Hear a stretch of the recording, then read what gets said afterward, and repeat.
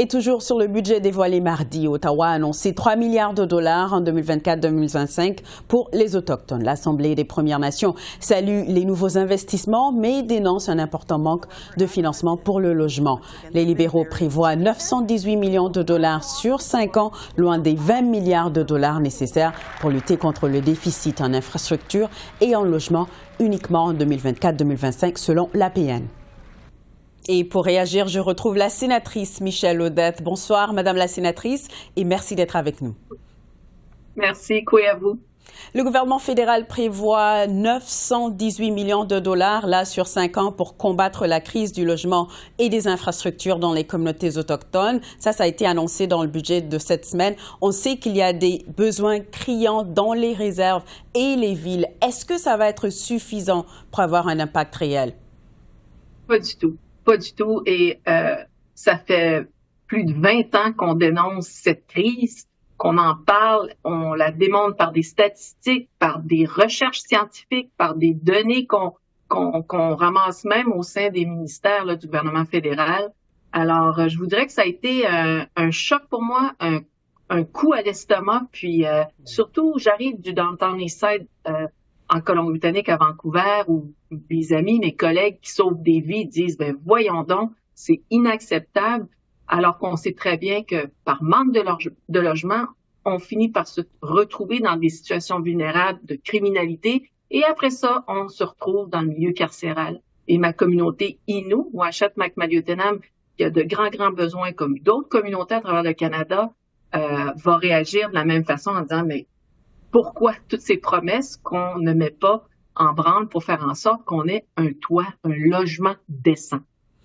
Alors justement, là-dessus, l'Assemblée des Premières Nations a récemment dit que le Canada devrait investir plutôt 349 milliards de dollars d'ici 2030 pour combler les insuffisances là en infrastructures autochtones. Est-ce que l'argent annoncé cette année est une goutte dans l'océan, dans le fond? Je dirais peut-être 3 océans. Je ne veux pas être sarcastique, mais votre exemple est très bon parce que c'est immense un océan. Mais encore une fois, c'est peut-être pour nous, là, sur 5 ans, là, le chiffre que vous avez nommé en début d'entrevue, c'est réparti sur 5 ans. Alors, encore une fois, ça va être difficile de répondre aux besoins alarmants, criants ou de prévention. Et après ça, de dire qu'on va transférer des fonds à une nouvelle organisation alors qu'on a déjà la NICHI, le National Indigenous, qui s'occupe d'infrastructures et habitations là, pour les Autochtones. Elle existe là, par et pour les Autochtones. Alors, j'espère qu'elles seront partie prenante là, dans cette réflexion de ce petit montant alloué. Et pour ce qui est des chiffres frappants de l'Assemblée des Premières Nations, c'est les mêmes chiffres pour l'Assemblée des Premières Nations du Québec, qui, encore une fois, depuis 25 ans, a démontré le manque de parcs, de logements pour construire ou, je vous dirais même, de réparation, là, alors que c'est un droit humain et on n'y a pas droit. Et la vérificatrice générale, Karen Hogan, a publié un rapport accablant cette année où elle s'est même dite découragée là, par le sous-financement chronique des logements autochtones dont vous parlez de la part d'Ottawa. Pourquoi est-ce que ce sous-financement-là persiste encore?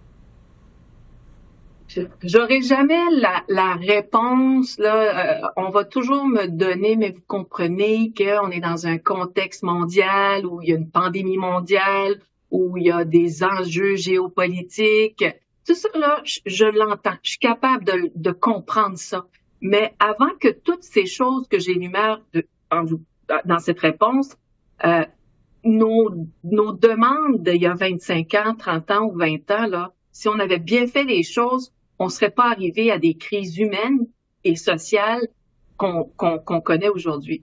Alors, c'est important que les institutions canadiennes ils mettent en lumière les faits ou la situation, comment le Canada répond ou pas, sont importantes, comme le rapport de la vérificatrice générale, et bien sûr, comme bien d'autres rapports à travers le Canada, des universités ou de d'autres sénateurs qui avaient étudié ces questions-là.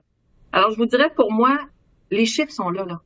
Pourquoi ne pas répondre à une crise? Elle est présente, elle est réelle.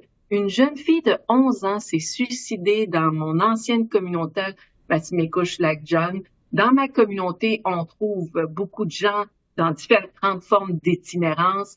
Et comme je disais plus tôt à Vancouver, ma grand-mère spirituelle qui essaie de sauver des vies et que le logement revient toujours comme priorité en disant un toit, s'il vous plaît, un toit pour être en sécurité et se protéger et surtout de ne pas vivre surpeuplé dans nos maisons où là, on va retrouver d'autres problèmes sociaux dans lesquels on va être confronté à des systèmes de justice et de sécurité publique. Puis encore une fois, nos statistiques vont monter, criminalité, taux de suicide et ainsi de suite. Alors, je me dis, qu'est-ce qu'il leur a pris de penser qu'avec ce montant-là, sur 5 ans, on allait répondre aux crises qui sont, je vous donne juste la pointe du iceberg, là. Alors là-dessus, le droit à un logement, vous en avez parlé un peu plus tôt, sûr et sécuritaire pour tous, y compris les Autochtones, et enchâssé là, dans la Déclaration des Nations Unies sur les droits des peuples autochtones, adoptée par le Canada, quand même, il faut le dire. Est-ce que le Canada est en fait en train de faillir à ses obligations? J'essaie de rester calme, là. Je sais que je suis très émotive, là, mais je vous dirais qu'il ne répond pas. Il ne répond pas, là, c'est clair. On demande à ce qu'il y a beaucoup de choses qu'on doit co-construire ensemble. S'il le faut, ça me dérange pas. Et là, on n'atteint même pas les objectifs et surtout, ne respecte pas ses propres engagements. Le Parti libéral s'était engagé à quelques reprises pour régler ces questions-là au niveau du logement. Et on parle pas de l'eau ou l'accès à l'eau potable. Alors, ici, on parle du logement. Alors, je vous dirais que non. Il n'est pas en train de répondre et c'est malheureusement inacceptable. Je vais rester dans les mots polis parce que ça me touche personnellement. Alors, sur cette question d'engagement, la ministre fédérale des Finances, Chrystia Freeland, n'a aucunement mentionné la réconciliation dans son discours du trône là, de 40 minutes cette semaine. Est-ce que c'est un désaveu libéral quand des années plus tôt, les libéraux s'étaient engagés envers une réconciliation avec les Autochtones au pays? Ma peur, c'est qu'on va voir les institutions universitaires, collégiales ou le milieu de l'enseignement ou dans d'autres domaines, le monde des affaires dans lequel on pouvait voir que des enveloppes budgétaires pour faire ou animer ou honorer des activités en matière de réconciliation, si elles ne sont plus là, j'ai même lancé un cri du cœur à tous les présidents et présidentes des universités il y a quelques jours de ça en leur disant, même si on n'est plus annoncé comme étant un programme, rassurez-moi que vous allez encore continuer à faire les démarches de réconciliation avec les gens qui entourent vos universités ou qui sont dans vos universités. Et c'est la même chose, l'enquête nationale sur les femmes et filles autochtones assassinées, disparues, commandée et ordonnée par ce gouvernement. Et très peu, on va entendre des initiatives solides qui disent, bon, on vous a ordonné, maintenant voici comment on va appliquer les recommandations ou les appels à la justice et les appels à l'action de vérité et réconciliation. Alors, quand on enlève les mots, on nourrit une génération qui arrive dans le milieu. Je savais pas, donc je pouvais pas penser à modifier ma politique. Ça devrait rester tant et aussi longtemps qu'on l'a pas atteint, cette équité et cette justice, puis cette justice sociale auquel nous aussi, les peuples autochtones, ont leur droit au Québec puis au Canada. Il ne nous reste pas beaucoup de temps, mais rapidement, en terminant, qu'est-ce que vous auriez voulu voir de plus dans le budget 2024 pour les communautés autochtones à travers le Canada?